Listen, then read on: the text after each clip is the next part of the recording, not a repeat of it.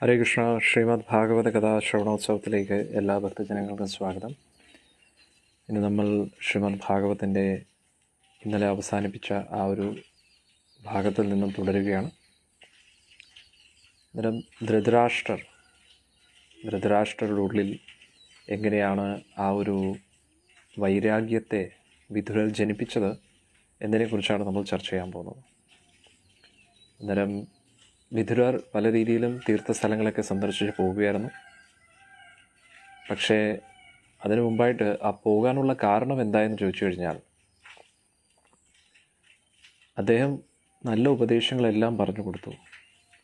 പക്ഷേ എന്നിട്ടും ധൃതരാഷ്ട്രർക്കോ ദുര്യോധനോ അതൊന്നും മനസ്സിലാകത്തില്ല. ചില സമയത്ത് അങ്ങനെയാണ്. നമ്മൾ എത്ര നല്ലത് ഉദ്ദേശിച്ച് മറ്റുള്ളവർക്ക് പറഞ്ഞു കൊടുക്കാൻ ശ്രമിച്ചാലും അവർക്കത് മനസ്സിലാവത്തില്ല. അവർക്ക് അവരവരുടേതായിട്ടുള്ള ചില ന്യായീകരണങ്ങൾ എപ്പോഴും കാണുമെന്നുള്ളതാണ്, അല്ലേ? അന്നേരം നമ്മൾ എത്ര നല്ല ഉപദേശിച്ചാലും എത്ര നല്ല ഉദ്ദേശത്തോടു കൂടി പറഞ്ഞാലും അത് മനസ്സിലാവത്തില്ല. കാരണം തെറ്റ് എന്ന് പറഞ്ഞു കഴിഞ്ഞാൽ എല്ലാവർക്കും അറിയാവുന്നൊരു കാര്യമാണ്. പ്രത്യേകിച്ച് ആരോടും പറയേണ്ട ആവശ്യമില്ല ഇത് തെറ്റാണ്, ഇത് ശരിയാണ് എന്ന്, അല്ലേ? എല്ലാ വ്യക്തികൾക്കും അറിയാം എന്താണ് ശരി, എന്താണ് തെറ്റെന്ന്. പക്ഷേ കേട്ടില്ലേ? പക്ഷെ എന്നാലും ശരിയും തെറ്റും എല്ലാവർക്കും അറിയാമെങ്കിലും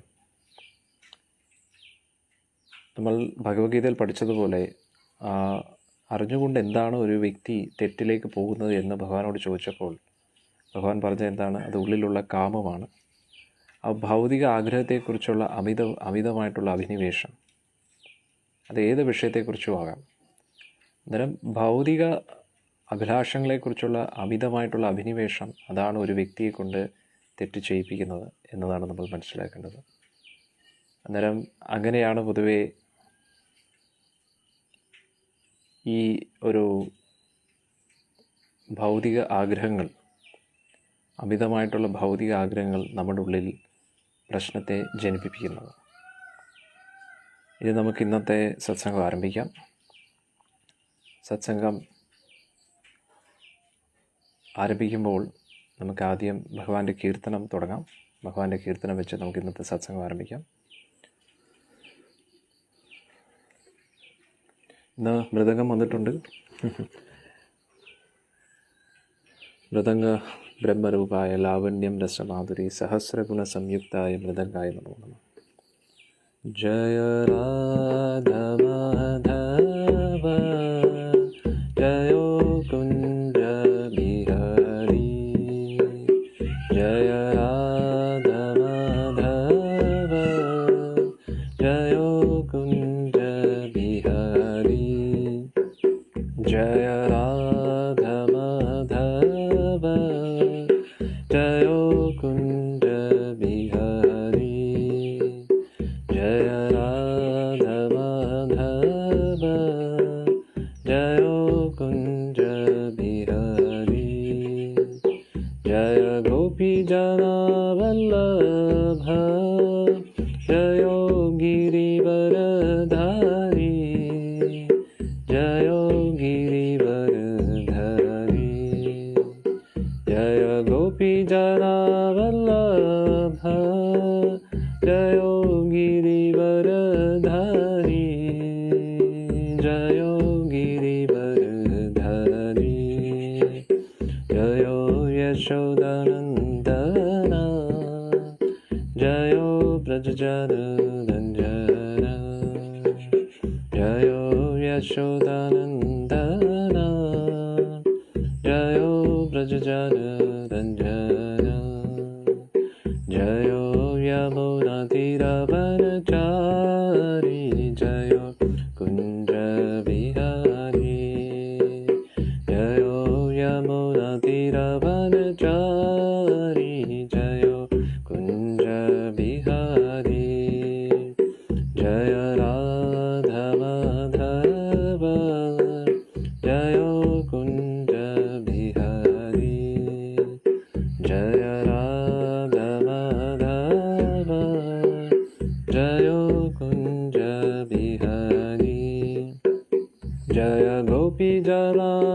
वल्लभ जयो गिरिवरधारी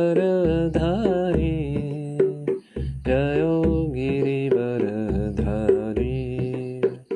जय गोपीजना वल्लभ जयो गिरिवरधारी जयो गिरिवरधारी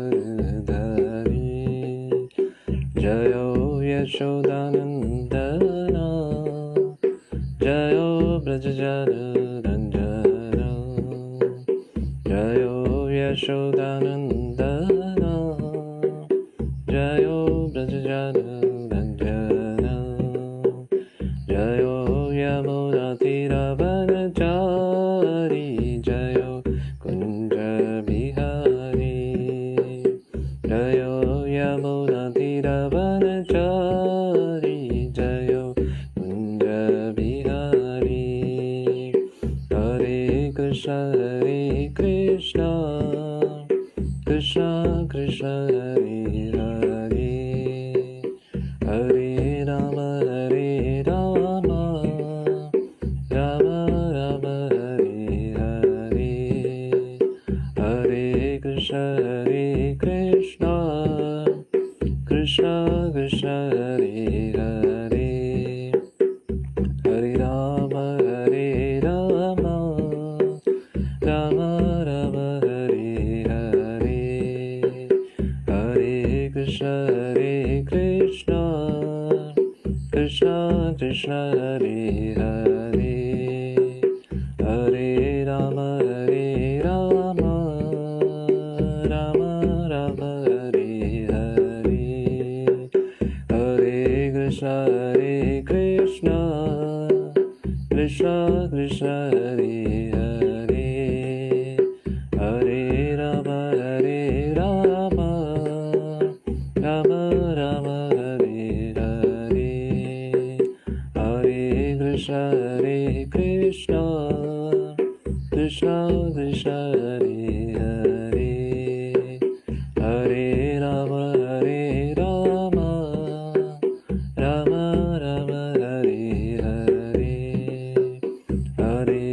हरे कृष्ण कृष्ण हरे हरे हरे राम राम राम हरे हरे हरे कृष्ण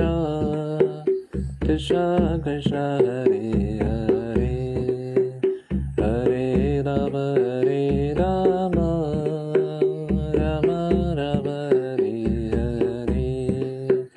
हरे हरे कृष्ण कृष्ण हरे हरे हरे राम राम हरे हरे हरे कृष्ण कृष्ण हरे हरे हरे राम राम हरे हरे जय राधा कृष्ण चंद्र राधे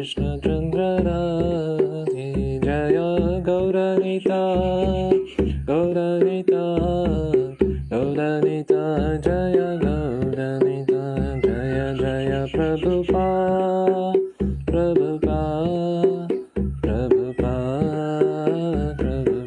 जय जय प्रभुपा जय प्रभुपा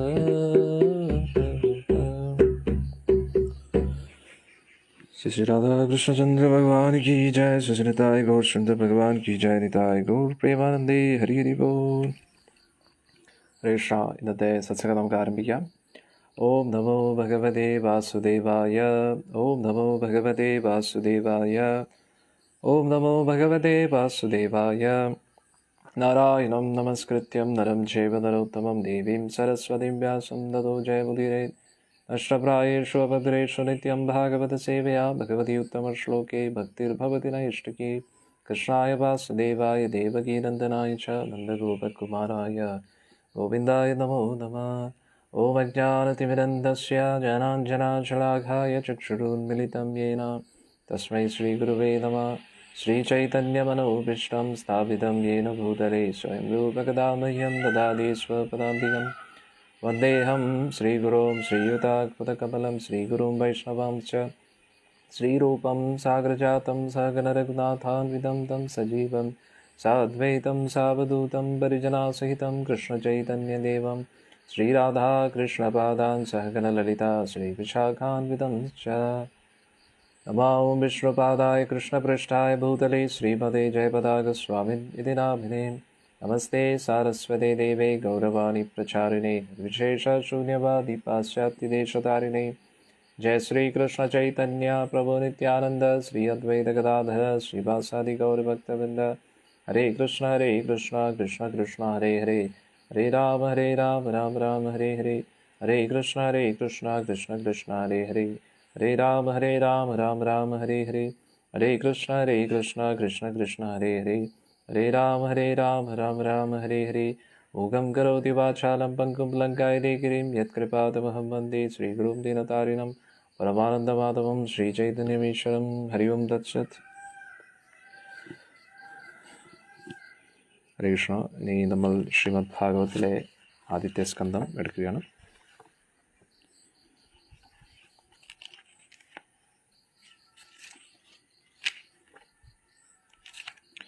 ഇതുവരെ നമ്മൾ ചർച്ച ചെയ്തതിനെക്കുറിച്ചൊക്കെ ശ്രീമദ് ഭാഗവത്തിൽ അതിമനോഹരമായിട്ടുള്ള ചിത്രങ്ങളൊക്കെ ഉണ്ട്. ഞാൻ അതൊന്ന് കാണിക്കാം നിങ്ങളെ.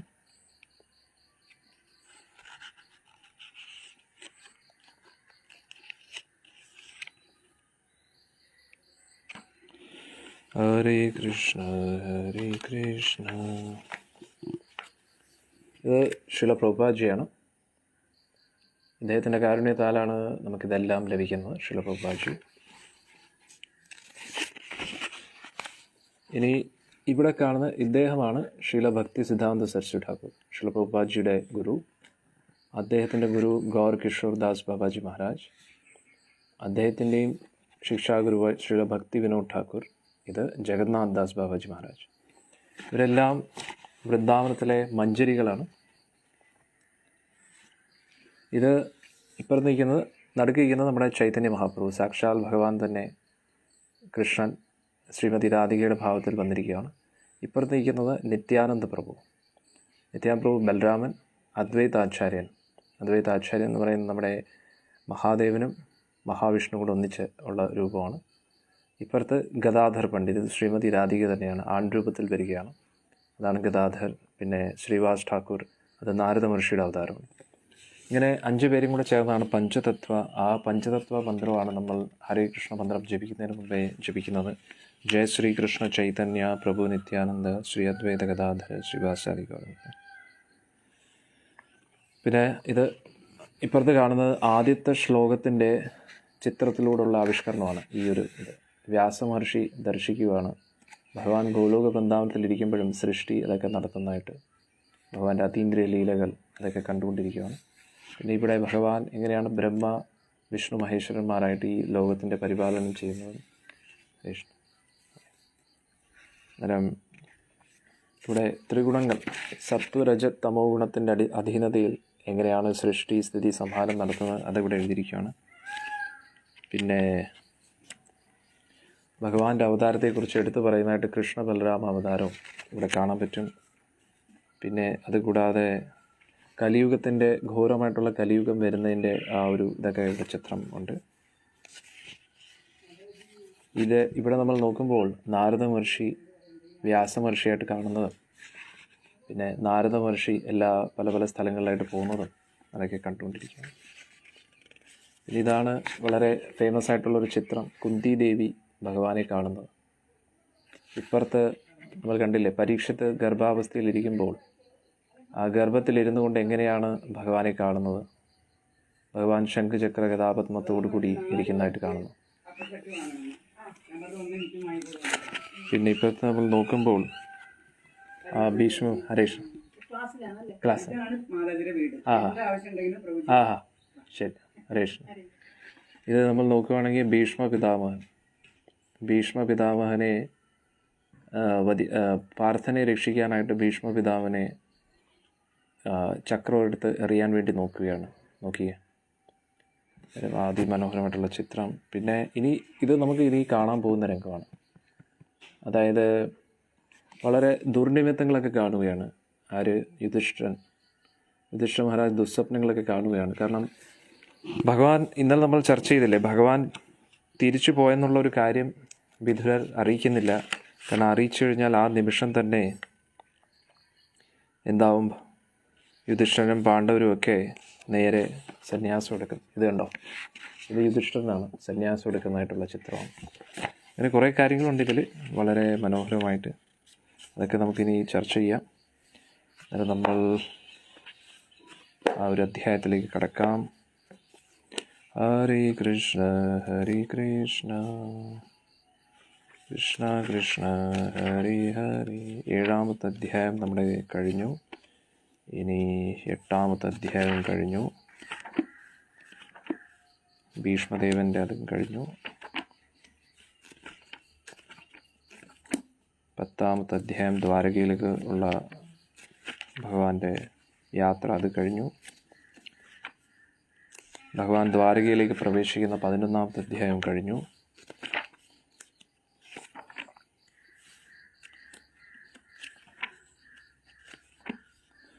ഇനി 12ാമത്തെ അധ്യായത്തിലെ പരീക്ഷിത് മഹാരാജിൻ്റെ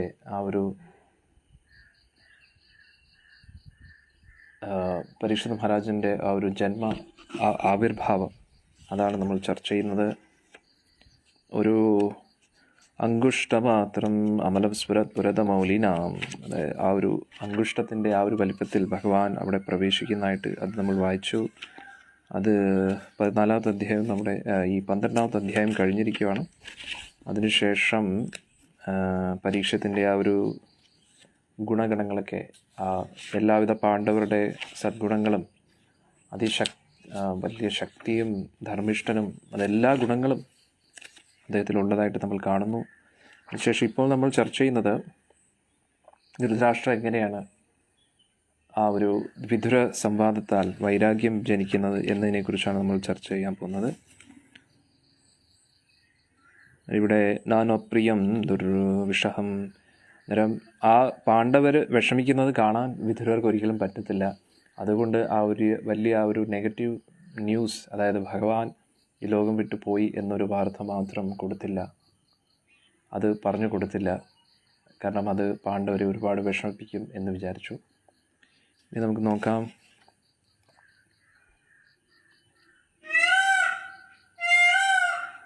കേട്ടില്ലേ?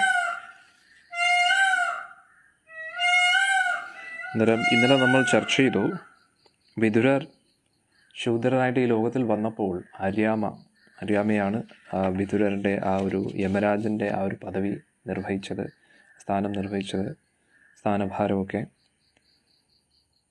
യുധിഷ്ഠിരോ ലബ്ധരാജ്യോ ദൃഷ്ട്വാ പൗത്രം കുലന്ധരം ഭ്രാതൃഭിർ ലോകപാലഭിർ പരയാശ്രിയ. അന്നേരം യുധിഷ്ഠിരൻ എല്ലാ രീതിയിലും ആ ഒരു രാജ്യമൊക്കെ നല്ല രീതിയിൽ സന്തോഷിച്ച് സ്വീകരിച്ചുകൊണ്ടിരിക്കുകയാണ്. ഓക്കെ, 16ാമത്തെ ശ്ലോകം. ഇന്നലെ നമ്മൾ 15ാമത്തെ ശ്ലോകം വരെയാണ് അവസാനിപ്പിച്ചിരുന്നത്. ഇന്ന് നമ്മൾ 16ാമത്തെ ശ്ലോകം വായിക്കാം. ശ്രീമദ് ഭാഗവതം 1ാമത്തെ സ്കന്ധം 13ാമത്തെ അധ്യായം 16ാമത്തെ ശ്ലോകം.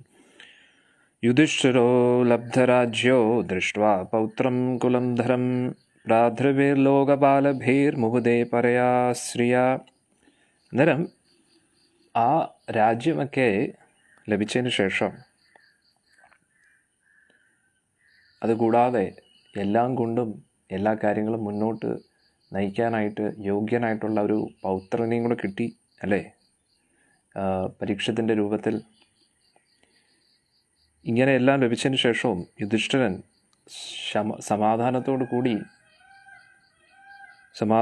കൂടിയും എല്ലാവിധ സാധാരണ ഒരു വ്യക്തിക്ക് ഒരിക്കലും ചിന്തിക്കാൻ പോലും പറ്റാത്ത അത്രയും ഐശ്വര്യം അദ്ദേഹത്തിന് ലഭിക്കുകയാണ്. അതുകൂടാതെ കൂട്ടത്തിലുള്ള ഇളയ സഹോദരന്മാരുടെ ആ ഒരു സഹകരണത്തോടു കൂടി അവരെല്ലാവരും സത്യം പറഞ്ഞാൽ രാജ്യഭാരം യുധിഷ്ഠിരൻ ഒരു കണക്കിന് നോക്കുവാണെങ്കിൽ അറിയേണ്ട ആവശ്യം ഒരിക്കലും വന്നിട്ടില്ല. കാരണം അത്രയ്ക്ക് നല്ല രീതിയിലായിരുന്നു അവരെല്ലാവരും കാര്യങ്ങളൊക്കെ ഭരിച്ചുകൊണ്ടിരുന്നത്. ആര്? പാണ്ഡവരൊക്കെ. അതാണ് നമ്മൾ മനസ്സിലാക്കേണ്ടത്. ഇനി അടുത്ത 17ാമത്തെ ശ്ലോകത്തിൽ നോക്കാം. ഏവം ഗ്രഹേഷു സക്താനാം പ്രമത്താനാം തദീഹായ അത്യക്രാമദവിജ്ഞാത കാല പരമദുസ്തരഃ. ഇവിടെ എന്താ പറയുന്നത്? ഒരിക്കലും അതിക്രമിക്കാൻ പറ്റാത്ത സക്താനാം പരമത്താനാം അത്യക്രമാത് അവിജ്ഞാത കാല പരമദുസ്തരഃ. അന്നേരം ആ കാലം ഒരിക്കലും ആർക്കും തടയാൻ പറ്റാത്ത ആ ഒരു കാലം ആരൊക്കെയാണോ അവരുടെ ആസക്തിയുടെ മുകളിൽ ജീവിക്കുന്നത്, അവരെല്ലാം അവരവരെക്കുറിച്ച് ചിന്തിക്കുന്നത്, അവരെല്ലാം കാലം പിന്തള്ളും, അല്ലേ? അവരെ പുറകിൽ തള്ളും. അതാണ് ഇവിടെ പറയുന്നത്. ഏവം ഗ്രഹേഷു സക്താനാം, ഗ്രഹേഷു സ്വന്തം കുടുംബ കാര്യങ്ങൾ മാത്രം ചിന്തിച്ചുകൊണ്ട്, സക്താനാം ആസക്തിയോടുകൂടി ജീവിക്കുന്നു, പരമത്താനാം വളരെ, അതായത് ഒരു ഇതിനെക്കുറിച്ച് മറിച്ചൊന്നും ചിന്തിക്കാതെ ഉറച്ച് ആസക്തിയോടുകൂടി ഇരിക്കുന്നു. തദീഹയ അതായത് അങ്ങനെയുള്ള ചിന്തകളിൽ മാത്രം ഒഴുകി ജീവിക്കുന്നു. അത്യക്രമാൽ അവിജ്ഞാത കാല, തീർച്ചയായിട്ടും ആർക്കും തടയാൻ പറ്റാത്ത ആ കാലചക്രം എന്ത് ചെയ്യുന്നു? പരമദുസ്തര, ഒരിക്കലും തടയാൻ പറ്റാത്തതായിട്ടുള്ള ആ ഒരു കാലചക്രം എന്ത് ചെയ്യുന്നു? എല്ലാം അവരിൽ നിന്നും അവരെ പിന്തള്ളും എന്നാണ് പറയുന്നത്. അങ്ങനെ പൊതുവെ എല്ലാവരും വിചാരിക്കുന്നത് എന്താണ്? ഞാൻ വളരെ സന്തുഷ്ടനാണ്, എനിക്കെല്ലാം കറക്റ്റായിട്ടുണ്ട്, ബാങ്ക് ബാലൻസ് ഉണ്ട് എന്നൊക്കെയാണ് പ്രഭുപാദ് വളരെ മനോഹരമായിട്ട് പറയുന്നത്. എനിക്ക് കുട്ടികൾക്ക് വേണ്ടി ഈ ഒരു സ്ഥലം കൊടുക്കാം, അത് കൊടുക്കാം, ഞാൻ വളരെയധികം എൻ്റെ ജീവിതം വിജയകരമായിട്ട് പൂർത്തീകരിച്ചു. പിന്നെ സാധുജനങ്ങളൊക്കെ ഈശ്വരനെ വിചാരിച്ച് ജീവിക്കുന്നു. പക്ഷെ അവർ പോലും എൻ്റെ അടുത്ത് വന്നിട്ടാണ് യാചിക്കുന്നത്. അതുകൊണ്ട് ഞാൻ തീർച്ചയായിട്ടും ഈശ്വരനെക്കാട്ടിയും വലുതാണ് എന്നൊക്കെ പ്രഭുപാദ് പറയും. ചില സമയത്ത് പ്രഭുപാദ് ഇങ്ങനെ രസകരമായിട്ടുള്ള കുറച്ച് കാര്യങ്ങളൊക്കെ പറയും. പക്ഷേ കാലം, പ്രഭുപാദ് പറയുന്നത് എന്താണെന്ന് വെച്ച് കഴിഞ്ഞാൽ, പൊതുവേ ഈ ലോകത്തിൽ എല്ലാവരും അവരവരുടെ ജീവിതം തന്നെ എല്ലാം എന്ന് പറഞ്ഞിട്ട് ജീവിക്കുകയാണ്. അക്കൗണ്ടിൽ കാശിങ്ങനെ കൂട്ടുന്നു, കൂടുതൽ പ്രോപ്പർട്ടീസ് വാങ്ങുന്നു. അതൊന്നും തെറ്റല്ല. പക്ഷേ അത് നമ്മുടേതാണ് എന്ന് ചിന്തിക്കുന്നതാണ് തെറ്റ്. അപ്പോൾ കർമ്മത്തിൻ്റെ അടിസ്ഥാനത്തിൽ ഓരോ വ്യക്തികൾക്കും അവരവർക്ക് ലഭിക്കാനുള്ള ഐശ്വര്യം അതൊക്കെ ലഭിക്കും. കാശ്, പദവി, പ്രശസ്തി എല്ലാവർക്കും ലഭിക്കും. പക്ഷേ അതൊക്കെ ലഭിക്കുമ്പോൾ നമ്മൾ അതിൽ ആസക്തരായി പോകരുത്. ആസക്തരായി പോകുന്നതെന്ന് പറഞ്ഞാൽ എന്താണ്? ഇതെല്ലാം എൻ്റേതാണ് എന്ന് ചിന്തിക്കുന്നു. പിന്നെ നമ്മുടേതല്ലാതെ വേറെ ആരുടെയാണ്? നമ്മുടേത് തന്നെയാണ്. പക്ഷേ ഇത് നമ്മുടെ മാത്രമാണ് എന്ന് വിചാരിക്കരുത്. അതാണ് പ്രശ്നം. നമ്മുടെ തന്നെയാണെങ്കിലും അത് നമ്മുടേത് മാത്രമാണ് എന്ന് വിചാരിക്കരുത്. ഇപ്പോൾ ഇത് ഒരു സമൂഹത്തിൽ നമ്മൾ നോക്കുകയാണെങ്കിൽ നമ്മുടെ രാജ്യത്തിലെ എല്ലാ ലാൻഡും രജിസ്റ്റർ ചെയ്യുമ്പോൾ അത് നമ്മുടെ പേരിലാക്കുകയാണെങ്കിലും അത് യഥാർത്ഥത്തിൽ ഗവൺമെൻറ്റിൻ്റെയാണ്. അത് ഗവൺമെൻറ് നമുക്കായിട്ട് നൽകുകയാണ്. ഏത് സമയത്തും ഗവൺമെൻറ്റിന് അത് വേണമെങ്കിൽ പിടിച്ചടക്കാം. അത് ഗവൺമെൻറ്റിൻ്റെ പ്രോപ്പർട്ടിയാണ്, അല്ലേ? അതേപോലെ ഈ പ്രപഞ്ചത്തിലുള്ള എല്ലാ വസ്തുവകകളും അതെല്ലാം ഭഗവാന്റെയാണ്. ഈശാവാസ്യമിദം സർവം യത്കിഞ്ച ജഗത്യാം ജഗത് തേന തെക്വേന ഭുഞ്ചിത മാകൃത കശ്യസ്വദ്ധനം. ഈ പ്രപഞ്ചത്തിലുള്ള എല്ലാം ഈശ്വരൻ്റേതാണ്, അദ്ദേഹത്തിൻ്റേതാണ് എല്ലാം. നമ്മുടേതായിട്ട് ഈ പ്രപഞ്ചത്തിൽ ഒന്നുമില്ല. അന്നേരം അദ്ദേഹത്തിൻ്റെ കാരുണ്യത്താൽ അദ്ദേഹം നമുക്ക് കുറച്ചു കാലം ഈ വസ്തുവകകളൊക്കെ ഉപയോഗിക്കാൻ വേണ്ടിയുള്ള ഒരു അവസരം നൽകുന്നു എന്നേ ഉള്ളൂ. അന്നേരം അത് നമുക്ക് ലഭിക്കുമ്പോൾ നമ്മൾ ഒരിക്കലും വിചാരിക്കരുത് ഇത് എൻ്റേതാണെന്ന്. നമ്മൾ എത്രത്തോളം വിചാരിക്കുന്നു ഇത് എൻ്റേതാണ്, ഇത് എല്ലാം എൻ്റെ ആസ്വാദനത്തിന് വേണ്ടിയുള്ളതാണ്, എന്നിട്ട് അതിൻ്റെ മുകളിൽ അഹങ്കരിക്കുന്നു. അതൊക്കെയാണ് പ്രശ്നം, വേറൊന്നും പ്രശ്നമില്ല. സത്യം പറഞ്ഞാൽ ഒരു വ്യക്തിക്ക് ഈ ലോകത്തിൻ്റെ മുഴുവൻ ചക്രവർത്തിയായിട്ട് ഇരിക്കാനും പറ്റും. ഇപ്പോൾ യുധിഷ്ഠിരനെ കണ്ടില്ലേ, അവിടെ എടുത്തു പറയുന്നു, ഇതിനു മുമ്പിലത്തെ ശ്ലോകത്തിൽ പറയുന്നുണ്ട്. ഒരു സൈഡിൽ കൂടെ പറയുന്നു ആസക്തി, അതൊന്നും പാടില്ല പക്ഷെ അതേ സമയത്ത് കഴിഞ്ഞ ശ്ലോകത്തിൽ എന്താണ് പറയുന്നത്? ഈ യുധിഷ്ഠിരൻ ആരും ഒരിക്കലും ചിന്തിക്കാൻ പറ്റാത്തത്രയും ഐശ്വര്യം, സുഖഭോഗങ്ങൾ ഇങ്ങനെ ആസ്വദിച്ചുകൊണ്ടിരിക്കുകയാണ് എന്നാണ് പറയുന്നത്. പക്ഷെ രണ്ടുപേരും തമ്മിൽ വ്യത്യാസമുണ്ട്. ധൃതരാഷ്ട്രയെ നമ്മൾ നോക്കുകയാണെങ്കിൽ, ധൃതരാഷ്ട്രർ ഈ ഒരു അദ്ദേഹത്തിന് അർഹപ്പെട്ടതാണെങ്കിൽ, അദ്ദേഹത്തിന് അർഹതയുള്ളതാണെങ്കിൽ അദ്ദേഹത്തെ തേടിയത് വരും, അതിൽ യാതൊരു സംശയമില്ല. പക്ഷേ യുധിഷ്ഠിരന് ആ പിടിച്ചടക്കാൻ ധൃതരാഷ്ട്രർക്ക് അദ്ദേഹത്തിന് അർഹതപ്പെടാത്ത രാജ്യത്തിൽ പിടിച്ചടക്കാനുള്ള ഒരു അഭിനിവേശമായിരുന്നു. അദ്ദേഹത്തിന് എങ്ങനെയെങ്കിലും ആ ഒരു അധികാരമൊക്കെ പിടിച്ചടക്കണം, അങ്ങനെയുള്ളൊരു മോഹമാണ്. അതാണ് തെറ്റ്, ബാക്കി വേറെ പ്രശ്നമൊന്നുമില്ല. അന്നേരം യുധിഷ്ഠിരനാണെങ്കിൽ അദ്ദേഹത്തിന് അർഹതപ്പെട്ടത് എന്താണോ അത് ലഭിക്കുമ്പോൾ എൻ്റെ ഒരു ഉത്തരവാദിത്തമാണ് രാജ്യഭാരം എടുക്കുക എന്നത്, രാജ്യത്തെ ഭരിക്കുക എന്നുള്ളൊരു ഭാരം എടുക്കുക എന്നത് എൻ്റെ ഡ്യൂട്ടിയാണ് എന്നുള്ള നിലയിലാണ് ആ യുധിഷ്ഠിരൻ രാജ്യം ഭരിച്ചുകൊണ്ടിരുന്നത്. അന്നേരം അത് കറക്റ്റാണ്. രണ്ടും തമ്മിൽ വ്യത്യാസമാണ്. രണ്ടുപേരും ഭരിക്കുകയാണ്. പാണ്ഡവരെ പുറത്താക്കി ഒരു ദയം തോന്നാതെ രീതിയിൽ എല്ലാവിധ ദുഃഖങ്ങളും അവർക്ക് കൊടുത്തു. അതെല്ലാം കൊടുത്തതിന് ശേഷവും അതെല്ലാം പല രീതിയിലുള്ള വിഷമ അവസ്ഥകളിലൂടെയൊക്കെ യുധിഷ്ഠിരൻ പാണ്ഡവരൊക്കെ പോയിട്ടും ദുര്യോധനാദികൾക്കൊരിക്കലും ഒരു സമാധാനം ലഭിച്ചില്ല. അവരെപ്പോഴും വിഷമത്തിലായിരുന്നു, ടെൻഷനിലായിരുന്നു. എന്താവും ഇനി പാണ്ഡവർ വീണ്ടും വന്നാൽ എന്ത് ചെയ്യണം, അടുത്ത് എന്ത് ചെയ്യണം, ഇങ്ങനെ എന്ത് ചെയ്യണം, അങ്ങനെ എന്ത് ചെയ്യണം, ഏതൊക്കെ രീതിയിൽ അവരെ ദ്രോഹിക്കാൻ പറ്റുമോ അതൊക്കെ ഇങ്ങനെ ചിന്തിച്ചുകൊണ്ടിരിക്കുകയായിരുന്നു. പക്ഷേ മറുപക്ഷത്ത് നമ്മൾ പാണ്ഡവരുടെ കാര്യം നോക്കുകയാണെങ്കിൽ അവരെല്ലാം കൊണ്ടും അങ്ങനെ ഒരു ചിന്തയേ അവർക്കില്ല. അവർ എന്ത് വന്നാലും ഏത് സാഹചര്യത്തിലും അവരവരുടെ ധർമ്മം ആചരിക്കും എന്നുള്ളതാണ്.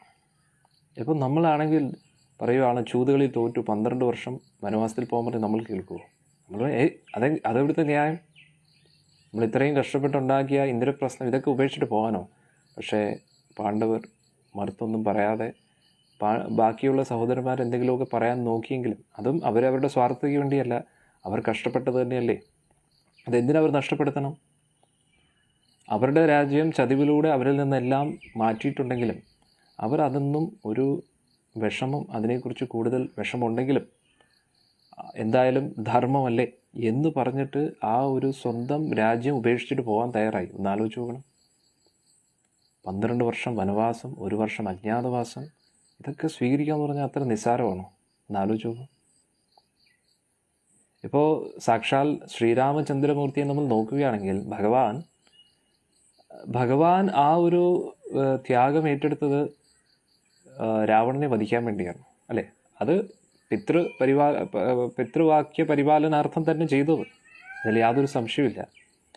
പക്ഷെ നമ്മളൊന്ന് കൺസിഡർ ചെയ്യണം, ഭഗവാനാണ്, ശ്രീരാമചന്ദ്രമൂർത്തിയാണ്, അല്ലേ? അതുകൂടാതെ അതൊരു ഉദ്ദേശം കൊണ്ടാണ്. പക്ഷെ പാണ്ഡവരുടെ ജീവിതത്തിൽ ഒന്ന് നോക്കിയേ, അവർ ഭഗവാനല്ല, സാധാരണ മനുഷ്യരാണ്. സാധാരണ മനുഷ്യരല്ല, പക്ഷേ ഒരു മനുഷ്യർ. അവർ സാധാരണ വ്യക്തികളല്ല എന്ന് അവരുടെ ആ ഒരു ജീവിതത്തിൽ നിന്ന് അവർ തെളിയിച്ചു എന്നുള്ളതാണ്.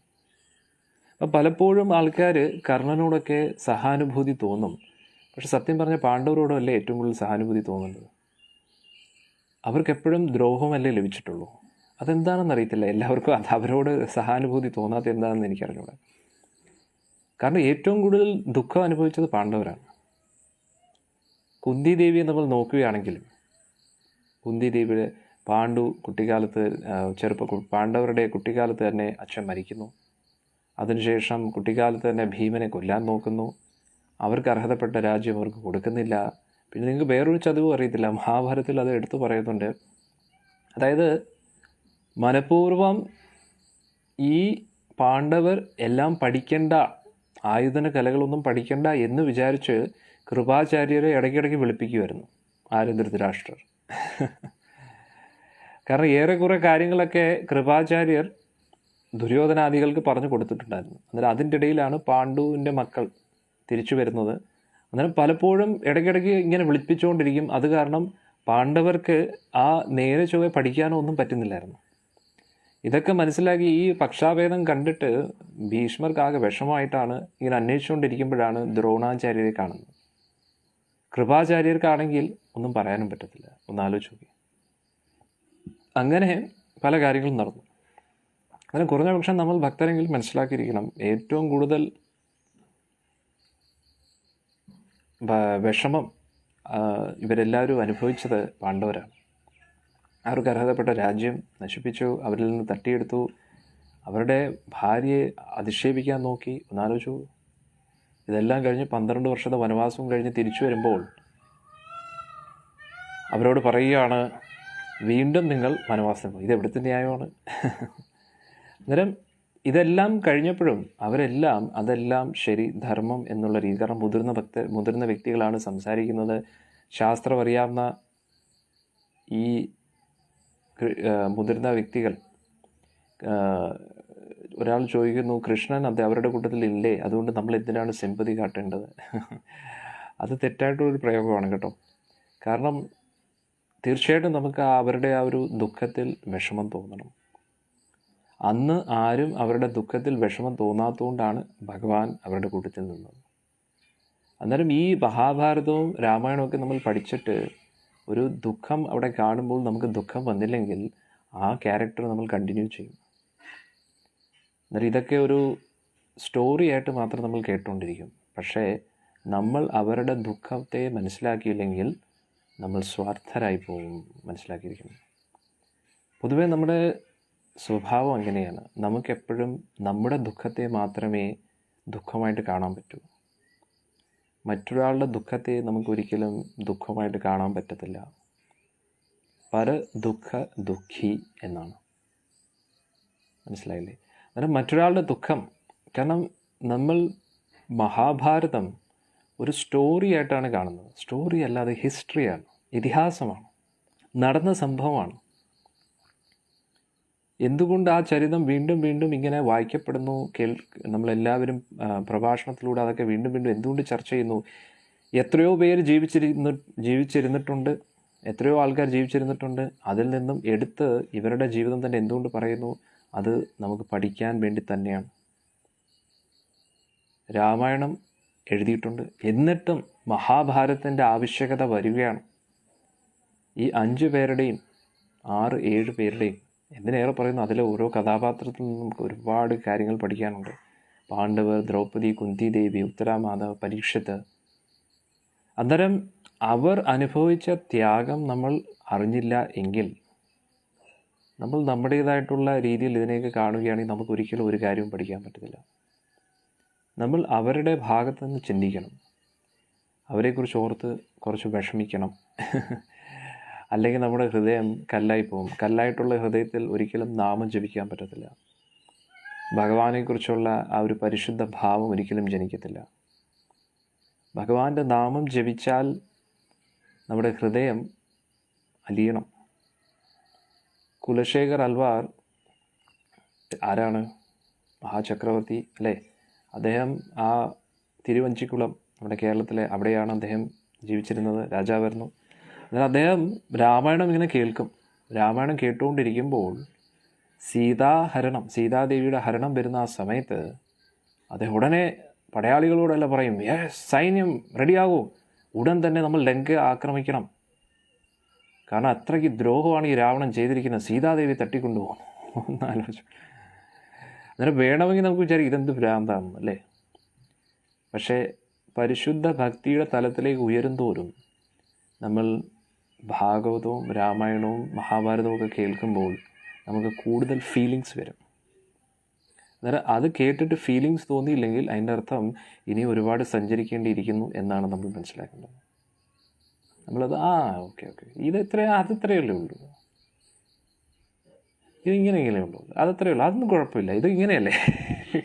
അങ്ങനെ ഒരിക്കലും ചിന്തിക്കരുത്. അങ്ങനെ ചിന്തിച്ച് കഴിഞ്ഞാൽ പിന്നെ നമ്മുടെ കാര്യത്തിലും അത്രയല്ലേ ഉള്ളൂ, അതൊന്നും കുഴപ്പമില്ല എന്ന് നമ്മുടെ കാര്യത്തിലും നമ്മുടെ ജീവിതത്തിലും ദുഃഖം വരുമ്പോൾ ആൾക്കാരങ്ങനെ പറയും. മനസ്സിലായില്ലേ? അതുകൊണ്ട് ഇതൊന്നും കേട്ടില്ലേ? അതുകൊണ്ട് ഇതൊന്നും കഥയായിട്ട് നിങ്ങൾ വിചാരിക്കരുത്. കുറച്ച് സീരിയസ് ആയിട്ട് ഇതൊക്കെ കേട്ട് അത് ഉൾക്കൊള്ളണം. അതിൻ്റെ അടിസ്ഥാനത്തിൽ നമ്മൾ അതിനോടൊരു കുറച്ച് ഫീലിങ്സൊക്കെ ഡെവലപ്പ് ചെയ്യണം. അല്ലെങ്കിൽ പിന്നെ നമ്മുടെ ഫീലിങ്സ് എപ്പോഴാണ് വരുന്നതെന്നറിയാം, നമ്മുടെ ജീവിതത്തിൽ ദുഃഖം വരുമ്പോഴും ടി വി സീരിയൽ ഷോ ഒക്കെ കാണുമ്പോൾ അപ്പോഴായിരിക്കും ദുഃഖം വരുന്നത്. അയ്യോ പാവം, ആ ഒരു ക്യാരക്ടർ എന്താ ഇങ്ങനെ ചെയ്തത്, അതെന്താ ഇങ്ങനെ ചെയ്തത്. അല്ലെങ്കിൽ പിന്നെ മറ്റൊരാളുടെ ജീവിതത്തിൽ ഓരോന്നും വിഷമം വരുമ്പോൾ നമ്മളും അതിനെക്കുറിച്ച് കുറച്ച് വിഷമിക്കും. അതെല്ലാം ഭൗതികതയാണ്. പക്ഷേ രാമായണത്തിലെയും മഹാഭാരതത്തിലെയും ഓരോ കഥാപാത്രങ്ങൾ അനുഭവിക്കുന്ന വിഷമം കണ്ട് നമുക്ക് വിഷമം വരികയാണെങ്കിൽ ആ വിഷമം നമ്മളെ കൂടുതൽ ഭഗവാനുമായിട്ട് അടുപ്പിക്കും. കാരണം നമ്മുടെ കർമ്മത്തിൽ എഴുതിയിട്ടുണ്ട്, ഒരു ജന്മത്തിൽ ഇത്രയും സുഖവും ഇത്രയും ദുഃഖവും. അന്നേരം നമ്മളായിട്ട് തന്നെ രാമായണവും മഹാഭാരതവും വായിച്ച് നമ്മളായിട്ട് ദുഃഖിക്കുകയാണെങ്കിൽ പിന്നെ നമുക്ക് ദുഃഖം നമ്മളെ തേടി വരേണ്ട ആവശ്യം വരത്തില്ല. കാരണം ആ ദുഃഖത്തിൻ്റെ കാറ്റഗറി കഴിഞ്ഞു. കരഞ്ഞ് നമ്മുടെ ഹൃദയത്തിലുള്ള മാലിന്യങ്ങൾ നശിക്കൂ എന്നുള്ളതാണ്.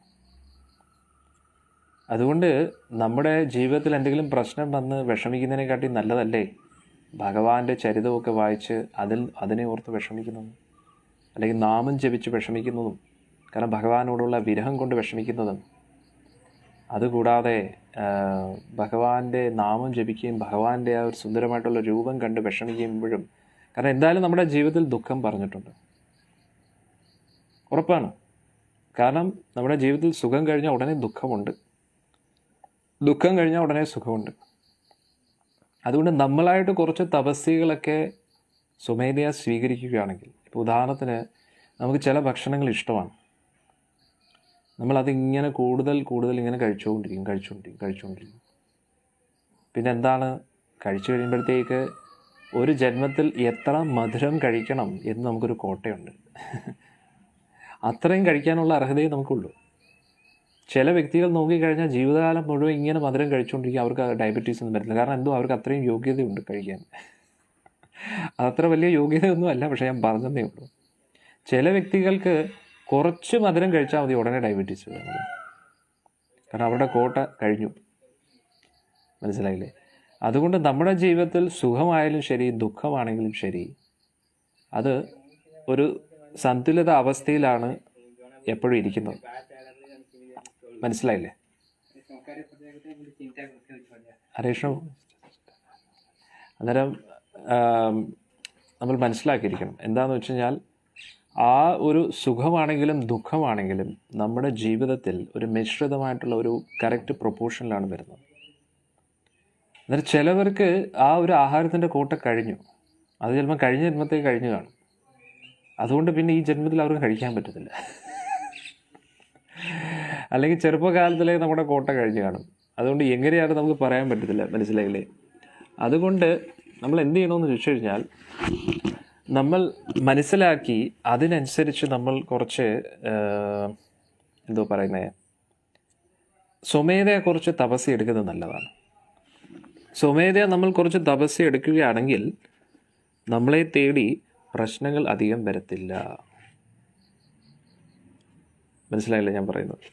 അതുകൊണ്ട് നമ്മൾ അങ്ങോട്ട് കുറച്ച് സ്വമേധയെ കുറച്ച് ദുഃഖം പേടിച്ചു വയ്ക്കുന്നത് നല്ലതാണ്. ദുഃഖം എന്ന് പറഞ്ഞാൽ സാഡിസ്റ്റായിട്ട് ഇരിക്കുക, എപ്പോഴും കരഞ്ഞുകൊണ്ടിരിക്കുക, അതല്ല. ഭഗവാനെക്കുറിച്ച് ഓർത്ത് കുറച്ച് ഫീലിങ്സൊക്കെ ഡെവലപ്പ് ചെയ്യുക, നാമം ജപിക്കുക, അങ്ങനെ കുറച്ച് കാര്യങ്ങൾക്ക് പ്രാധാന്യത കൊടുക്കുക. ഇത് വളരെ ഇമ്പോർട്ടൻ്റ് ആണ്. അന്നേരം ഭഗവാന്റെ കാര്യത്തിൽ കുറച്ച് പ്രാധാന്യതയൊക്കെ നമ്മൾ കൊടുത്ത് കുറച്ചൊക്കെ അതിനെ ഓർത്തും മഹാഭാരതവും രാമായണമൊക്കെ ഓർത്ത് അതിൽ വരുന്ന ഒരു ഭക്തരുടെ ജീവിതത്തിൽ വരുന്ന ഒരു വിഷമത്തെ ഓർത്ത് വിഷമിക്കുകയാണെങ്കിൽ നമ്മുടെ ജീവിതത്തിൽ അധികം വിഷമം വരത്തില്ല. ജാഗ്രത.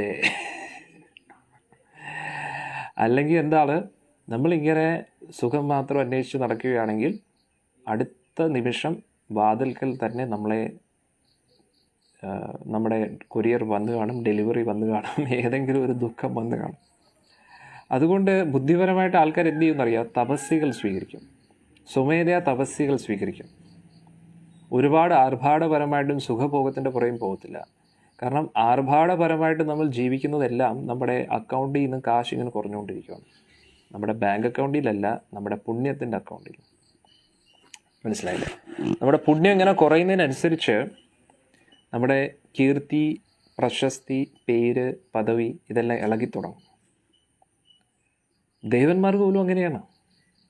അതുകൊണ്ടാണ് നമ്മൾ ഈ യജ്ഞമൊക്കെ ചെയ്യുന്ന സമയത്തെ ആ യജ്ഞമൊക്കെ പുണ്യമായിട്ട് ദേവന്മാർക്ക് ചെല്ലുകയാണ്. അവരുടെ ആ അക്കൗണ്ട് ഇങ്ങനെ അപ്ഡേറ്റ് ആയിക്കൊണ്ടിരിക്കും. അന്നേരം അത്രത്തോളം കാലം അവർക്ക് അവിടെ കുറച്ചും കൂടി ജീവിക്കാൻ പറ്റും. അതുകൊണ്ട് മനസ്സിലാക്കിയിരിക്കുക, ഈ കർമ്മത്തിൻ്റെ കളികൾ എന്ന് പറഞ്ഞു കഴിഞ്ഞാൽ നമ്മൾ വിചാരിക്കുന്ന പോലെയല്ല. അതുകൊണ്ട് സുഖഭോഗങ്ങളുടെ പുറകെ പോകാതെ സ്വമേധയാ കുറച്ച് ദുഃഖം മേടിച്ച് വെക്കുക. സത്യമായിട്ടും അത് വളരെ ഇമ്പോർട്ടൻ്റ് ആണ്. ചിലത് ഇഷ്ടമാണെങ്കിൽ അത് ബഹിഷ്കരിക്കുക.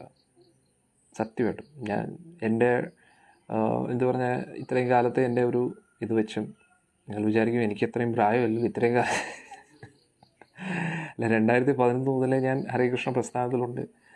നാമം ജപിക്കുകയും അതൊക്കെ ഗ്രന്ഥങ്ങൾ വായിക്കുകയും മുതിർന്ന ഭക്തരിൽ നിന്ന് ശ്രവിച്ചിട്ടുണ്ട്. അന്നേരം 10 വർഷത്തെ, ഇനി 2 വർഷം കൂടെ കഴിഞ്ഞാൽ 12 വർഷമായി. അന്നേരത്തേക്ക് ഇത്രയും കാലത്തെ ഉള്ള ആ ഒരു അനുഭവം വെച്ചും സാക്ഷാത്കാരം വെച്ച് അടിയൻ പറയുകയാണ്, സ്വമേധയാ കുറച്ച് തപസ്യ സ്വീകരിക്കുന്ന ഏറ്റവും ഉത്തമമായിരിക്കും. മനസ്സിലായല്ലേ? അപ്പോൾ നമുക്ക് ഇത്രയും ഭക്ഷണം കഴിക്കാൻ താല്പര്യമുണ്ടെങ്കിൽ കുറച്ച് കഴിക്കുക.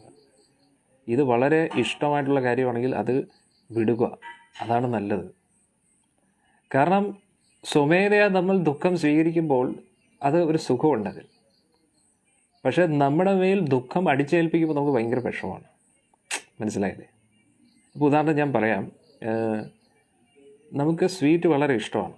അതുകൊണ്ട് ഞാൻ പറഞ്ഞു ഇനി മുതൽ ഞാൻ സ്വീറ്റ് ബഹിഷ്കരിക്കുന്നു, സ്വീറ്റ് എനിക്ക് താല്പര്യമില്ല എന്ന് പറയുമ്പോൾ നമ്മളായിട്ട് ബഹിഷ്കരിക്കുകയാണ് സ്വീറ്റിനെ. പക്ഷേ അതേസമയം നമുക്ക് സ്വീറ്റ് കഴിക്കാൻ ഭയങ്കര താല്പര്യമുണ്ട്. പക്ഷേ ഡോക്ടർ പറഞ്ഞു ഇനി കഴിക്കരുത്, കഴിച്ചാൽ ചത്തുപോകും. അന്നേരത്തേക്ക് നമുക്ക് കഴിക്കാൻ താല്പര്യമുണ്ട്, പക്ഷേ ഒരു അടിമയെ പോലെ ഒരു കോംപ്രമൈസ് ലൈഫായിരിക്കും നമ്മൾ ജീവിക്കുന്നത്. മനസ്സിലായില്ലേ? അന്നേരം എല്ലാം കൊണ്ടും വൈരാഗ്യത്തിൻ്റെ മാർഗം നമുക്ക് കുറച്ച് സമാധാനവും സന്തോഷവും നൽകുന്നുള്ളതാണ്. യെസ്. പക്ഷെ അത് അഹങ്കരിക്കുകയും ചെയ്തത്, അല്ലെങ്കിൽ അതുവഴി അടുത്ത പണി കിട്ടും. അതായത് നമുക്കൊരു സമാധാനം കിട്ടും. എനിക്കിതിൽ താല്പര്യമുണ്ട്, പക്ഷേ വേണ്ട, മാംസഭക്ഷണം വേണ്ട. കൂടുതൽ സമയം എന്ത് ചെയ്യും? നാമം ജപിക്കാൻ ബുദ്ധിമുട്ടാണ്, പക്ഷേ ഞാൻ നാമം ജപിക്കും. അന്നേരം എത്രത്തോളം നമ്മൾ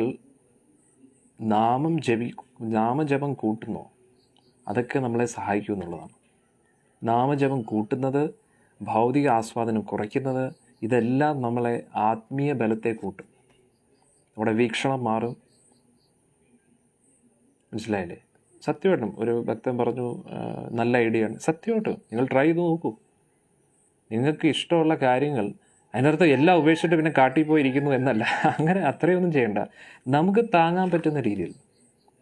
സിമ്പിൾ ഉദാഹരണം, 4 ചപ്പാത്തിയാണ് നമുക്ക് കഴിക്കേണ്ടത് അല്ലേ?